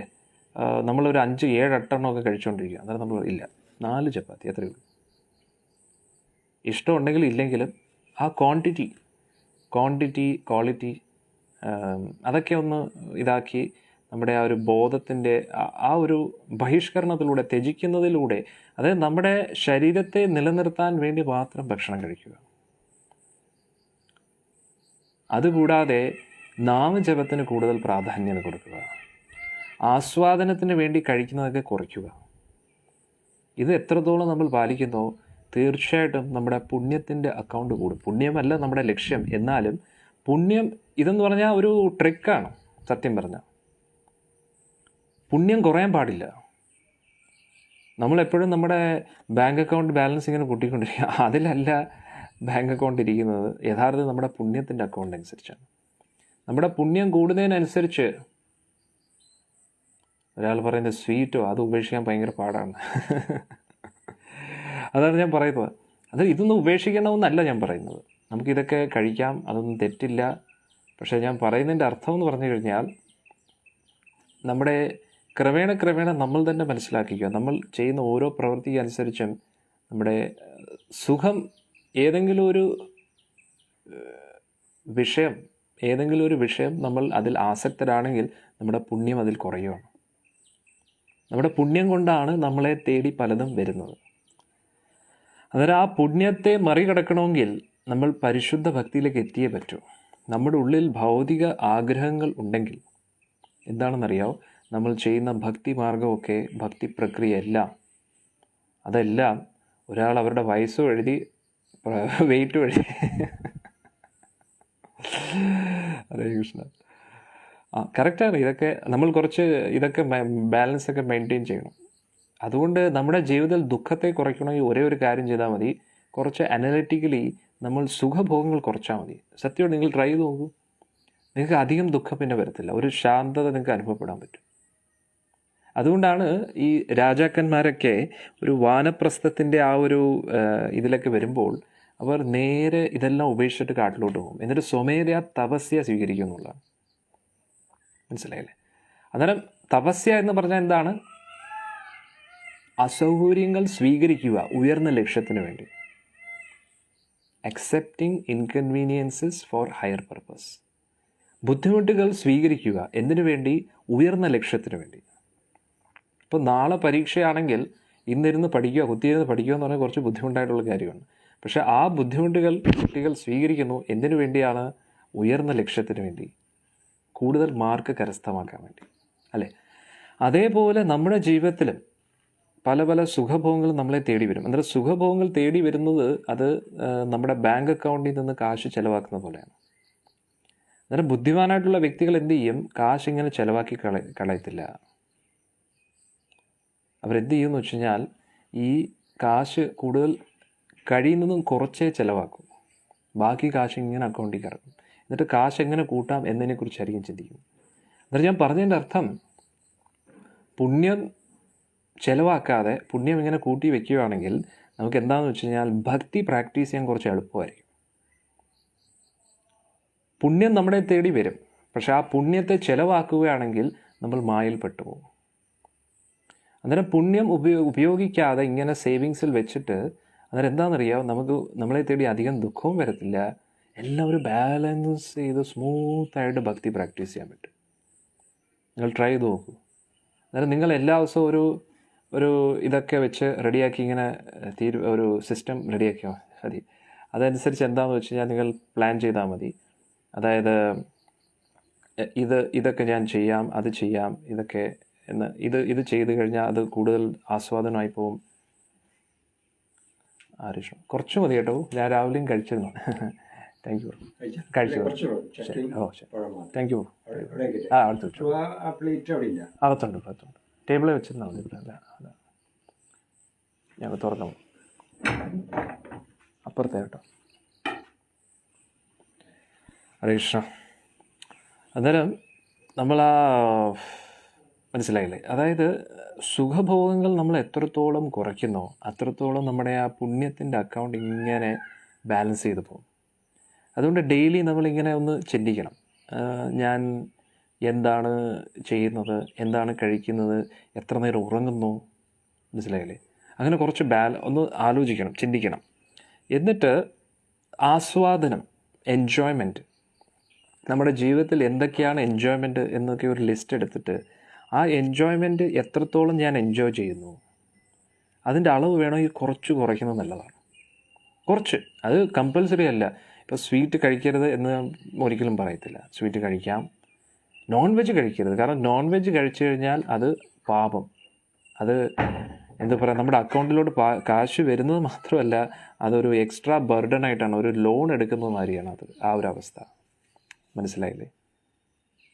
ക്യാഷ് വിഡ്രോ ചെയ്യുന്നതിന് തുല്യമാണ്, ബാങ്കിൽ നിന്ന് ലോൺ എടുക്കുന്നതിന് തുല്യം. അതിന് പലിശയ്ക്ക് തിരിച്ചു കൊടുക്കേണ്ടി വരും. അതുകൊണ്ട് ലോൺ കഴിയുന്നതും ചില ആൾക്കാർ പറയുന്നത് എന്താണ്, അഥവാ നിങ്ങൾക്ക് ജീവിതത്തിൽ എന്തെങ്കിലും നേടിയെടുക്കണമെങ്കിൽ ലോൺ എടുക്കാതിരിക്കൂ എന്നാണ് പറയുന്നത്. ലോൺ എടുക്കരുതെന്നാണ് പറയുന്നത്. കാരണം എന്താണെന്ന് വെച്ചാൽ ലോൺ എടുക്കുമ്പോൾ എന്താണ്, കാശ് കൂടുതൽ ചിലവാകും എന്നാണ് പറയുന്നത്. അന്നേരം അതേപോലെ നമ്മൾ പാപകർമ്മങ്ങൾ ചെയ്യുന്നത് എന്ന് പറഞ്ഞു കഴിഞ്ഞാൽ നമ്മുടെ കൊള്ളപ്പലിശയ്ക്ക് ലോൺ എടുക്കുന്നതിന് മാതിരിയാണ്. അത് ഡെയിലി ഇൻട്രസ്റ്റിന് ഭയങ്കര ഈ പല ബ്ലേഡ് ആൾക്കാരെന്നൊക്കെ പറയത്തില്ലേ, അതേപോലെ അങ്ങനെ വളരെ കൊള്ളപ്പലിശയ്ക്ക് കാശെടുക്കുന്ന മാതിരിയാണ്. അന്നേരം അത് എടുക്കുന്നതോറും എന്തായിരിക്കും, നമ്മുടെ പാപം ഇങ്ങനെ കൂടിക്കൊണ്ടിരിക്കുകയാണ്. അന്നേരം പാപം കൂടുമ്പോൾ എന്താണ്, ആ പാപത്തെ നമ്മൾ തിന്നു തീർക്കേണ്ടി വരും. മനസ്സിലായില്ലേ? അത് അതായത് അനുഭവിച്ച് തീർത്തേ പറ്റൂ. അതുകൊണ്ടാണ് പറയുന്നത് കൊന്നാ പാപം തിന്നാ തീരും എന്ന് പറഞ്ഞു കഴിഞ്ഞാൽ, കൊന്ന പാപം തിന്നു തീർക്കണം എന്ന് പറഞ്ഞു കഴിഞ്ഞാൽ ആ മാംസം കഴിക്കുമ്പോൾ നമുക്ക് പാപം തീർന്നു എന്നല്ല, ആ പാപം അനുഭവിച്ച പാപം നമ്മൾ ചെയ്ത പാപത്തിൻ്റെ ഫലം നമ്മൾ അനുഭവിച്ച് തീർക്കണമെന്നാണ് പറയുന്നത്. ഒരാൾ പറയുന്നു ഒരുപാട് ഉറക്കം വരുന്നു. ഉറക്കം വരുന്നതിൻ്റെ അർത്ഥം ചിലപ്പോൾ നമുക്ക് വേണ്ട വിധം എൻഗേജ്മെൻ്റ് ഇല്ല, അതാണ്. നമ്മൾ കറക്റ്റായിട്ട് എൻഗേജ്ഡ് അല്ല എന്നാണ് മനസ്സിലാക്കേണ്ടത്. കുറച്ചും കൂടെയൊക്കെ നമ്മൾ ഇതിനെക്കുറിച്ച് ചിന്തിക്കണം. എന്തെങ്കിലുമൊക്കെ ഏതെങ്കിലും ഒരു കാര്യത്തിൽ ബിസി ആയിട്ടിരിക്കണം, അതാണ്. പിന്നെ ഒരിക്കൽ ഫിക്സ് ചെയ്ത് കഴിഞ്ഞാൽ ഈ ഒരു സമയത്ത് മാത്രമേ ഉറങ്ങൂ. ഒന്ന് രാത്രിയിൽ, പിന്നെ ഉച്ചയ്ക്ക് ഒരു അരമണിക്കൂറോ മാക്സിമം 1 മണിക്കൂറോ, അത്രയേ ഉള്ളൂ. ഇതിൽ കൂടുതൽ ഉറങ്ങാൻ പാടില്ല. രാത്രിയിൽ ഉറങ്ങുന്നത് ഒരു 6 മണിക്കൂർ, അതിൽ കൂടുതൽ ഉറങ്ങാൻ പാടില്ല. അന്നേരം നമ്മുടെ 24 മണിക്കൂറിൽ നിന്നും അവർ ടൈം ഫിക്സ് ചെയ്യുക. ടൈം ഫിക്സ് ചെയ്ത് എല്ലാത്തിനും അതിൻ്റേതായിട്ടുള്ള അളവുകൾ അതും ഇതുമൊക്കെ വയ്ക്കുക. അങ്ങനെ നമ്മൾ പോവുകയാണെങ്കിൽ തീർച്ചയായിട്ടും എന്തായിരിക്കും, നമുക്ക് ഈ ഒരു ഭൗതിക അസ്തിത്വത്തിൽ നിന്നും രക്ഷപ്പെടാൻ കുറച്ച് എളുപ്പമായിരിക്കും. മനസ്സിലായില്ലേ? അതാണ് ഞാൻ ഇവിടെ പറഞ്ഞത്. അന്നേരം ദുര്യോധനാദികളെ നോക്കുകയാണെങ്കിൽ അവർ തപസ്യൊന്നും ചെയ്യുന്നില്ല. അവരെപ്പോഴും അവർക്ക് അർഹതപ്പെടാത്ത, അവർക്ക് എന്തുകൊണ്ട് ആ രാജ്യം ഭരിക്കാനുള്ള യോഗ്യതയില്ല? കാരണം അവർക്ക് അത്രത്തോളം പുണ്യമില്ല. യുധിഷ്ഠിരനും പാണ്ഡവർ അവരൊക്കെ നോക്കുകയാണെങ്കിൽ അവർ പുണ്യാത്മാക്കളാണ്, ദേവന്മാരുടെ മക്കളാണ്. അന്നേരം അവർ ആ ഒരു പുണ്യാത്മാക്കളായതുകൊണ്ടാണ് അവർക്ക് തന്നെ രാജ്യം ഭരിക്കാനുള്ള ഒരു അവസരം ലഭിക്കുന്നത്. മനസ്സിലായില്ലേ? പിന്നെ ഇപ്പോൾ ഒരു ഭക്തൻ പറഞ്ഞു, ശരിയാ, സത്സംഗത്തിൽ പങ്കെടുക്കുന്ന അത് നമ്മുടെ അക്കൗണ്ട് കൂട്ടുന്നതാണ്. അതുകൊണ്ടാണ് നിങ്ങൾക്ക് എല്ലാവർക്കും സത്സംഗത്തിൽ പങ്കെടുക്കുമ്പോൾ നിങ്ങൾക്കൊരു ആനന്ദം ലഭിക്കുന്നത്. ഏകാദശി എടുക്കാം, മനസ്സിലായില്ല? അങ്ങനെ കുറേ ഉള്ളി വെളുത്തുള്ളി ഉപേക്ഷിച്ചു, വെരി ഗുഡ്. അന്നേരം ഇങ്ങനെ തമോ ഗുണത്തിലുള്ള കാര്യങ്ങൾ ഉപേക്ഷിക്കുക. എന്നിട്ട് ഭക്തിയുടെ കാര്യത്തിൽ ഞാൻ 1 kg പിടിക്കുന്നത്. അതെന്ന് തോന്നുന്നു, മനസ്സിലായില്ല കേട്ടോ.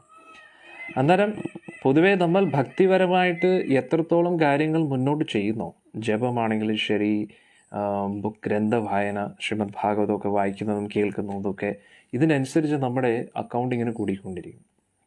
പക്ഷേ ആ അക്കൗണ്ട് ഭൗതിക ആഗ്രഹങ്ങൾക്ക് ഉപയോഗിക്കാതിരിക്കുമ്പോൾ അതെല്ലാം നമ്മളെ ഭക്തിയിൽ സഹായിക്കും എന്നുള്ളതാണ്. അന്നേരം ഭൗതിക ലാഭേച്ഛ ഇല്ലാതെ നമ്മൾ ഭക്തി പ്രാക്ടീസ് ചെയ്യുകയാണെങ്കിൽ പിന്നെ പുണ്യവും ഇല്ല നമുക്ക്. പിന്നെന്താണ്? പരിശുദ്ധ ഭക്തിയായിട്ട് മാറും. പക്ഷെ തുടക്കത്തിൽ അത് കുറച്ച് ബുദ്ധിമുട്ടായിരിക്കും. പരിശുദ്ധ ഭക്തിയുടെ തലത്തിലേക്ക് ഉയരാൻ വളരെ ബുദ്ധിമുട്ടായിരിക്കും.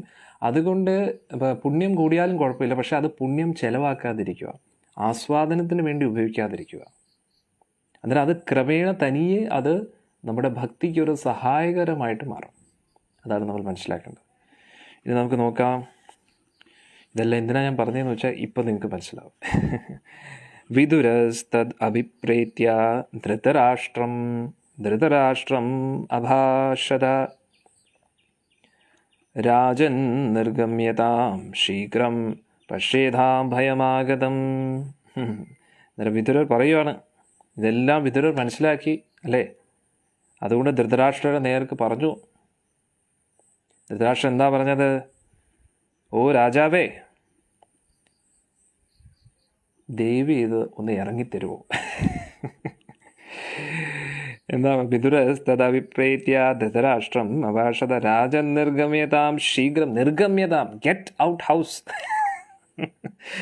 രാജൻ നിർഗമ്യതാം ശീഘ്രം, ഉടൻ തന്നെ ഇറങ്ങിക്കോണമെന്ന് പറഞ്ഞു. ശീഘ്രം. പശ്യേതാം ഭയമാഗതം, കണ്ടില്ലേ എങ്ങനെ ഭയപ്പെട്ടാണ് നീ ജീവിക്കുന്നത്, നീ ഓർമ്മയില്ലേ? കണ്ടില്ലേ എത്ര മനോഹരമായിട്ടുള്ള ശ്ലോകം നോക്കണേ. മഹാത്മാ വിദുരൻ. കാരണം ധൃതരാഷ്ട്രർ, പാണ്ഡവർ ഇത്രയും പാവം, ഇവരെല്ലാം വിഷമം അനുഭവിച്ചിട്ട് ഒരുവിധം രാജ്യം ഭരിക്കാൻ തുടങ്ങുകയാണ്. എന്നിട്ടും എന്തു പറയുന്ന വിടാതെ പിടിച്ചിരിക്കുകയാണ് ആ ധൃതരാഷ്ട്രം എന്ന് പറയുന്ന ഒരു ബാധ. 100 മക്കളും മരിച്ചു, എന്നിട്ടും രാജ്യം ഭരിക്കാനുള്ള കൊതി തീർന്നിട്ടില്ല. ഭയപ്പെട്ടിരിക്കുകയാണ്. കാരണം എന്താണെന്ന് വെച്ച് കഴിഞ്ഞാൽ ആ ഭീമൻ്റെ ഓരോ പെരുമാറ്റങ്ങളും, കാരണം ധൃതരാഷ്ട്ര ആലിംഗനം നടന്നപ്പോൾ ഭീമൻ നോട്ടം ഇട്ട് വെച്ചിരിക്കുകയാണ് ഈ ഒരു എന്തു പറയുന്നത് ധൃതരാഷ്ട്രയെ. അന്നേരം ഓരോ സമയത്തും ഭയപ്പെട്ടാണ് ജീവിക്കുന്നത്. അന്നേരം ഇവിടെ പറയുവാണ്, രാജൻ നിർഗമ്യതാം ശീഘ്രം, ഇറങ്ങിക്കോണം, ഉടൻ ഇറങ്ങിക്കോളൂ അല്ലേ? പശ്യേതാം ഭയമാഗതം. ഭയം വന്നത് കാണുന്നില്ല. ഇനി നിങ്ങൾ എന്താണ് ഭയം വരുന്നത് ഇങ്ങനെ ഭയപ്പെട്ട് എന്തിനാണ് ഇവിടെ ജീവിക്കുന്നത് എന്നൊക്കെയാണ് പറയുന്നത്. അടുത്ത ശ്ലോകത്തിൽ എന്താണ് പറയുന്നത്? ഇവിടെ ശ്രീല പ്രഭുപാദി പറയുന്നു, മരണം പൊതുവെ ആർക്കും, ധൃതരാഷ്ട്രാണെങ്കിലും ശരി യുധിഷ്ഠിരനാണെങ്കിലും ശരി, അവർക്ക് ആർക്കും വേണ്ടി സഹതാപം ഒന്നും മരണത്തിന് ഇല്ല. അതാണ് ധൃതരാഷ്ട്രർക്ക് രാജാവാകണം എന്നുള്ള രീതിയിൽ പല പല ഭൗതിക ആഗ്രഹങ്ങളുണ്ടായിരുന്നു.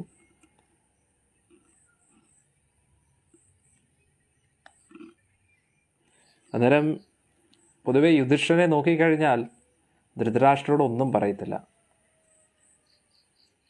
മനസ്സിലായില്ലേ? അന്നേരം പൊതുവെ നമ്മൾ നോക്കുകയാണെങ്കിൽ ആ ഒരു ആള് കമൻ്റ് ചെയ്തിരുന്നു, ഇത് പൊതുവെ സന്യാസ മാർഗത്തിലുള്ളവർക്ക് വേണ്ടി മാത്രമാണ്. അത് എന്താ ഈ നമ്മൾ ആ വൈരാഗ്യത്തെക്കുറിച്ചാണോ?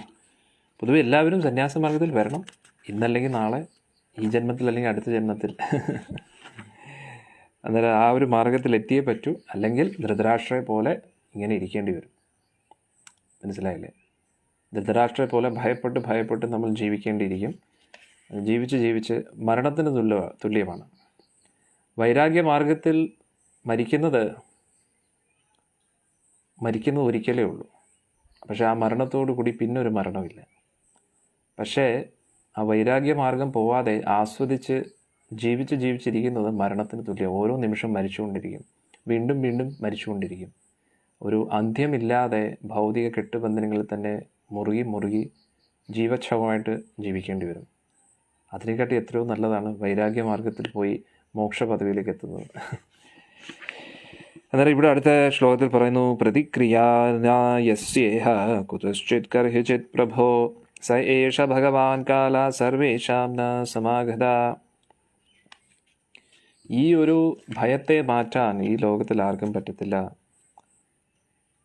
ദൈവം ഇത് മനസ്സിലാക്കൂ പ്രഭോ. പരമദിവ്യോത്തമ പുരുഷൻ കാലരൂപത്തിൽ എല്ലാവരുടെയും സമീപത്തിൽ വന്ന് നിൽക്കുകയാണ്. ഏത് നിമിഷവും നിങ്ങൾ തട്ടിപ്പോവും.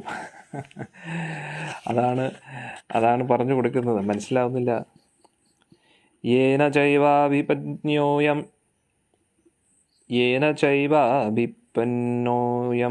പ്രാണൈ പ്രിയതമേരഭി ജനസദ്യോ വിയുജ്യത്തെ കിം ഉദാനയേർധനാധിഭി. ആരൊക്കെയാണോ ആ സർവശക്തമായിട്ടുള്ള കാലത്തിൻ്റെ അധീനതയിൽ വരുന്നത്, അവർക്കെല്ലാം അടിയറവ് വയ്ക്കേണ്ടി വരും. എന്തൊക്കെ? അവരുടെ സ്വന്തം ജീവിതം, പിന്നെ അവരുടെ ജീവൻ തന്നെ അടിയറവ് വയ്ക്കേണ്ടി വരും. പിന്നെ എന്താണ്? അവരുടെ സമ്പത്തിനെക്കുറിച്ചോ അധികാരത്തെക്കുറിച്ചോ പദവിയെക്കുറിച്ചോ ബഹുമാനത്തെക്കുറിച്ചോ കുട്ടികളെക്കുറിച്ചോ വസ്തുവകകളെക്കുറിച്ചോ എന്ത് പറയാനാണ് എന്നാണ് പറയുന്നത്.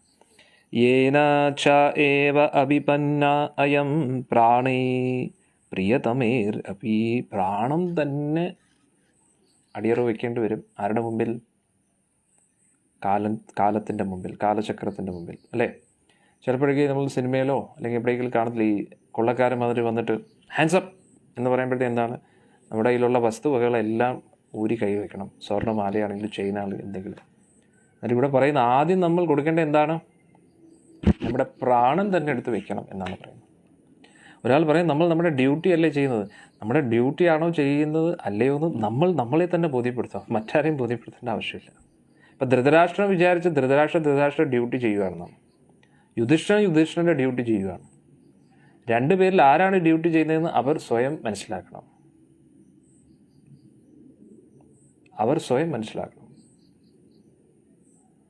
മനസ്സിലായില്ലേ? യുധിഷ്ഠിരൻ അത് മനസ്സിലാക്കി. അദ്ദേഹം എല്ലാം ഭരിച്ചിരുന്നു. പക്ഷെ അതേ സമയത്ത് അദ്ദേഹത്തിന് അറിയാം എന്താണ് ഡ്യൂട്ടി അല്ലാത്തത്. ധൃതരാഷ്ട്ര ഡ്യൂട്ടി ആണെന്ന് പറഞ്ഞിരുന്നു, അല്ലെ? എൻ്റെ മകൻ, എൻ്റെ രാജ്യം എന്ന് പറഞ്ഞിരുന്നു. സ്വാർത്ഥതയോടുകൂടി ജീവിച്ചു. അതുകൊണ്ട് ഇതാരെയും ബോധ്യപ്പെടുത്താൻ പറ്റത്തില്ല. സ്വയം ബോധ്യപ്പെടുക. ശ്രീമദ് ഭാഗവതം ഭഗവത്ഗീത ഈ ഒരു പ്രഭാഷണത്തിലൂടെ ഞാൻ നിങ്ങളുടെ ജീവിതത്തിൽ ഇടപെടാൻ ആഗ്രഹിക്കുന്നില്ല. അതല്ല എൻ്റെ ലക്ഷ്യം. എൻ്റെ ലക്ഷ്യം, എനിക്ക് നിങ്ങളെ ആരെയും അറിയത്തില്ല. നിങ്ങളുടെ ജീവിതത്തിൽ എന്തൊക്കെയാണ് നിങ്ങൾ ചെയ്യുന്നത് അതും എനിക്കറിയത്തില്ല. അതറിയാനുള്ള താല്പര്യവും എനിക്കില്ല. കാരണം ഞാൻ ഭഗവാനല്ല. എനിക്ക് അതിനുള്ള സൊല്യൂഷൻ നൽകാൻ പറ്റത്തില്ല. പക്ഷേ ഭഗവത്ഗീത ഭാഗവതം അനുസരിച്ച് സത്യം സത്യമായിട്ട് ഞാൻ പറയുന്നു. അത് കേട്ടതിന് ശേഷം ചിന്തിക്കുക, മനനം ചെയ്യുക, എന്നിട്ട് മനസ്സിലാക്കുക, ഇതിൽ നിന്ന് എന്തെങ്കിലും ഞാൻ പഠിക്കുന്നോ, ഞാൻ എവിടെയെങ്കിലും ആസക്തനായി പോകുന്നുണ്ടോ, എവിടെയെങ്കിലും എൻ്റെ ആസക്തി ഉണ്ടോ എന്ന് നമ്മൾ മനസ്സിലാക്കുക. അതാണ് വേണ്ടത്.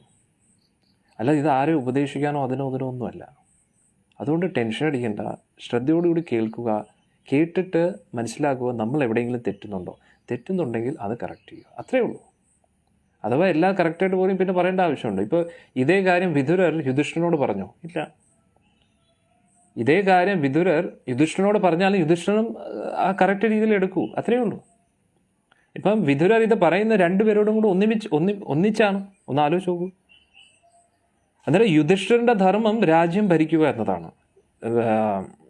ധൃതരാഷ്ട്രയുടെ ധർമ്മം എന്തുവാണ്? രാജ്യം ഉപേക്ഷിക്കുക എന്നതാണ്. അന്നേരം എങ്ങനെ നമുക്ക് മനസ്സിലാക്കാൻ പറ്റും? സമയം സാഹചര്യം അനുസരിച്ച് നമ്മൾ എന്താണ് ചെയ്യേണ്ടത് എന്ന് നമ്മൾ മനസ്സിലാക്കണം. അത് മനസ്സിലാക്കണം. ഭാഗവതം കെട്ടി നോക്കുന്നു സംശയം വരുമ്പോൾ നല്ലതാണ്. പക്ഷെ ഞാൻ പറയുന്നത് കെട്ടി നോക്കണം നല്ലത് തന്നെയാണ്. പക്ഷേ ഇത് കോമൺ ആയിട്ടുള്ളൊരു കാര്യമല്ലേ? ശാസ്ത്രം പഠിച്ച് അതിൻ്റെ അർത്ഥം മനസ്സിലാക്കി കഴിഞ്ഞാൽ ശാസ്ത്രത്തിൻ്റെ അടിസ്ഥാനത്തിൽ നമ്മൾ ജീവിക്കുക. അല്ലാതെ കെട്ടി നോക്കുമ്പോൾ ഭഗവാൻ അന്നേരം എന്തെങ്കിലും പറഞ്ഞു തരുന്നു, അതല്ലല്ലോ. ഇപ്പം ബേസിക് ആയിട്ടുള്ളൊരു കാര്യമാണ്. ധൃതരാഷ്ട്രർ രാജ്യത്തിന് വേണ്ടി യുദ്ധം ചെയ്തു. യുദ്ധം വേണ്ട എന്ന് പറഞ്ഞു. എന്നിട്ട് ആൾ കേട്ടില്ല. 100 മക്കൾ മരിച്ചതിന് ശേഷം ധൃതരാഷ്ട്രർ അവിടെ രാജ്യം പിടിച്ചിരിക്കുകയാണ്. അന്നേരം ധൃതരാഷ്ട്രർ ഭാഗവതം കെട്ടി നോക്കേണ്ട ആവശ്യമുണ്ടോ? ഇനി എന്ത് ചെയ്യണമെന്ന് മനസ്സിലായില്ലേ? ഇത് കോമൺ സെൻസ് അല്ലേ? ധൃതരാഷ്ട്ര രാജ്യം ഉപേക്ഷിക്കണം, അതാണ് ധൃതരാഷ്ട്ര ധർമ്മം. കാരണം പാണ്ഡവരാണ് ജയിച്ചത്, പാണ്ഡവരല്ലേ അവിടെ ജീവിക്കേണ്ടത്. പക്ഷേ പാണ്ഡവരുടെ നല്ല മനസ്സ് നോക്കണേ, ഇത്രയൊക്കെ ആയിട്ടും അവർ ആ ശത്രുവിൻ്റെ സ്ഥാനത്തിരുന്ന അതേ ആളിനെ രാജ്യത്തിൽ ഇരുത്തുകയാണെന്നുള്ളതാണ്. അത്രയ്ക്ക് ധർമ്മിഷ്ഠരാണ് പാണ്ഡവർ എന്നാണ് നമ്മൾ മനസ്സിലാക്കേണ്ടത്. അന്നേരം വിതുരർ വന്നിട്ട് ഇറക്കി വിടുകയാണ്, ധൃതരാഷ്ട്രരെ ഇറങ്ങിപ്പോ, എന്തിനാണ് ഇപ്പോഴും ഇങ്ങനെ തൂങ്ങിക്കിടക്കുന്നത് എന്നിട്ട് ആ സമയത്ത് വിതുരർ ഇതുവരെ പറഞ്ഞിട്ടില്ല ഭഗവാൻ ഈ ലോകം വിട്ടു എന്നുള്ള കാര്യം പറയുന്നില്ല. അഥവാ ആ സമയത്ത് വിതുരർ അത് പറഞ്ഞിരുന്നുവെങ്കിൽ ധൃതരാഷ്ട്രർ ഇപ്പോഴും അവിടെ തന്നെ ഇരുന്നേനെ, പാണ്ഡവർ ഇറങ്ങിപ്പോയേനെ. മനസ്സിലായില്ലേ? അത് പാണ്ഡവർ അങ്ങനെയാണ്, ധർമ്മിഷ്ഠരാണ്. ധൃതരാഷ്ട്രം എന്നിട്ടും വിടത്തില്ലായിരുന്നു. ധൃതരാഷ്ട്രം വീണ്ടും രാജ്യം പിടിച്ച് ഇങ്ങനെ ഇരുന്നേനെ. മനസ്സിലായില്ലേ? അന്നേരത്തേക്ക് ആ ഒരു കാര്യം പറഞ്ഞിട്ടും ധൃതരാഷ്ട്രർ അവിടെ നിന്ന് എന്താണ് ഇറങ്ങിപ്പോകുന്നില്ല. മനസ്സിലായില്ലേ? അവിടെ നിന്നും ആ ഒരു എന്താ പറയുന്നേ, ഇത്രയൊക്കെ ആയിട്ടും ധൃതരാഷ്ട്രം എന്താ ചെയ്യേണ്ടത്? ഇറങ്ങിപ്പോകണം, അത്രയേ ഉള്ളൂ. അതാണ് വേണ്ടുന്നത്. അത് ചെയ്യുന്നില്ല. അതുകൊണ്ട് നമ്മൾ ഭഗവത്ഗീത ഭാഗവത തത്വമൊക്കെ മനസ്സിലാക്കി അതിൻ്റെ അടിസ്ഥാനത്തിൽ ധർമ്മം എന്താണ് അധർമ്മം എന്താണ് എന്ന് മനസ്സിലാക്കി നമ്മൾ ജീവിക്കണം. അതാണ് വളരെ ഇമ്പോർട്ടൻ്റ്. എന്നാൽ ഇവിടെ പറയുന്നു, ആരൊക്കെയാണെങ്കിലും അല്ലേ, കാലത്തിൻ്റെ മുമ്പിൽ നമ്മുടെ പ്രാണൻ തന്നെ ആഹുതി ചെയ്യേണ്ടി വരും അല്ലേ, പിന്നെ നമ്മുടെ കുടുംബവും ഇതും ഇതിനെക്കുറിച്ച് എന്ത് പറയേണ്ടിയിരിക്കുന്നു എന്നാണ് പറയുന്നത്. ഹരേ കൃഷ്ണ. ഇതാണ് നമുക്ക് ഇന്നത്തെ ഈ ശ്ലോകത്തിൽ നിന്ന് പഠിക്കാൻ പറ്റിയത്. ഇനി 9:30 ആകുമ്പോൾ എല്ലാവരും ലൈവിൽ വരണം. ഇന്ന് നമ്മൾ പോകാൻ പോകുന്നത് ഗോപേശ്വർ മഹാദേവൻ്റെ അടുത്താണ്. വൃന്ദാവനത്തിലെ ധാം രക്ഷകനായിട്ട് നിൽക്കുന്ന ആ ഗോപേശ്വർ മഹാദേവൻ്റെ അടുത്താണ് ഇന്ന് നമ്മൾ പോകുന്നത്. അതുകൊണ്ട് നമുക്ക് ഇന്ന് സത്സംഗം ഇപ്പോഴേ അവസാനിപ്പിക്കാം. ചെറിയൊരു കീർത്തനം പാടി നമുക്ക് ഇന്നത്തെ സത്സംഗം നടത്താം. ജയ ജയ രാധാരമണ ഹരി ബോൽ, ജയ ജയ രാധാരമണ ഹരി ബോൽ, ജയ ജയ രാധാരമണ ഹരി ബോൽ, ജയ ജയ രാധാരമണ ഹരി ബോൽ, ജയ ജയ രാധാരമണ ഹരി ബോൽ, ജയ ജയ രാധാരമണ ഹരി ബോൽ, जय राधा रमण हरि बोल, जय जय राधा रमण हरि बोल, जय जय राधा रमण हरि बोल, जय जय राधा रमण हरि बोल, जय जय राधा रमण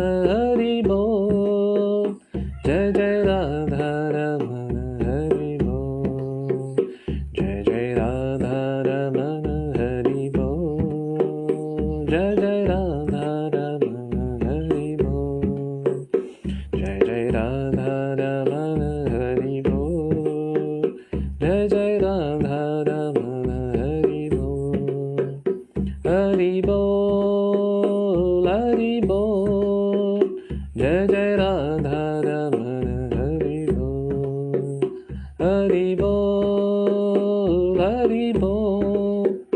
जय जय राधा रमण हरि बोल, जय जय राधा रमण हरि बोल, जय जय राधा रमण हरि बोल, जय जय राधा रमण हरि बोल, जय जय राधा रमण हरि बोल. ഹരേ കൃഷ്ണ. 9:30 ഗോപേശ്വർ മഹാദേവ്, അവിടെയാണ് നമ്മൾ പോകുന്നത്. തീർച്ചയായിട്ടും എല്ലാവരും ലൈവിൽ വരണം. ഹരേ കൃഷ്ണ. എന്നാൽ ശ്രീമദ് ഭാഗവതം കി ജയ്, പ്രഭുപാദ് കി ജയ്, നിതായ് ഗൗർ പ്രേമാനന്ദേ. ഇനി ഉച്ചയ്ക്ക് 2 മണിക്ക് നാരായണിയുണ്ട്. അതിനുശേഷം വൈകുന്നേരത്ത് ഗീതാ സന്ദേശം. ഹരേ കൃഷ്ണ.